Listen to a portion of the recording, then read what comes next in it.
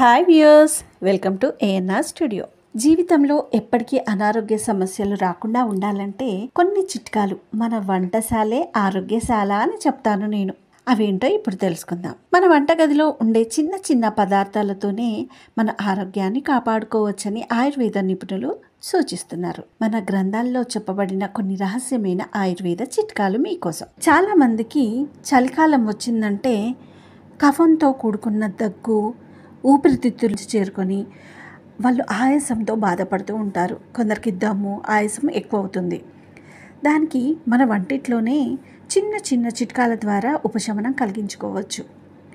దానికి చాలామంది ఇన్హేలర్స్ మీద ఆధారపడుతూ ఉంటారు. అది క్షణికం మాత్రమే. ఊపిరితిత్తులను శుభ్రం చేసి ఛాతీలోని కషాయాన్ని పోగొట్టే మిశ్రమం 3 రోజులు వరుసగా తీసుకోండి. శ్వాసకోశ సమస్యలు ఉన్నవారికి ఛాతీలో కఫం ఎక్కువగా ఉంటుంది కనుక దాన్ని తొలగించి ఊపిరితిత్తులను శుభ్రం చేసుకునే ప్రయత్నం చేయాలి. దీంతో దగ్గు, జలుబు నుంచి కూడా ఉపశమనం లభిస్తుంది.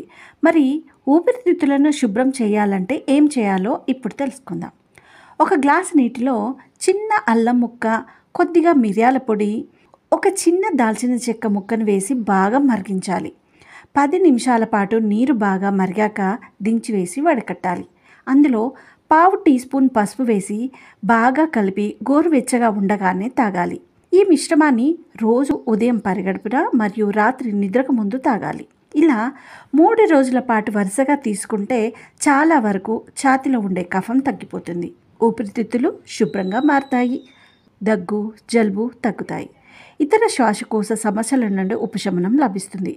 ఊపిరితిత్తులు ఆరోగ్యంగా ఉంటాయి. ఇలాంటి వాటి కోసం మన వంటిల్లే మనకు ఒక వైద్యశాలగా ఉంటుంది. కాబట్టి మీరు పాటించండి. వేరే మెడిసిన్స్ కోసం, అలోపతి మెడిసిన్స్ ఇలాంటివి చిన్న చిన్న చిట్కాలను పాటిస్తూ ఉంటే మన ఆరోగ్యం మన చేతుల్లోనే ఉంటుంది. మా ఈ వీడియోస్ మీకు నచ్చినట్టయితే కామెంట్ రూపంలో కామెంట్ బాక్స్లో మీ అభిప్రాయాన్ని తెలియజేయండి. సబ్స్క్రైబ్ చేసుకుని వాళ్ళు సబ్స్క్రైబ్ చేసుకోండి. Thank you for watching.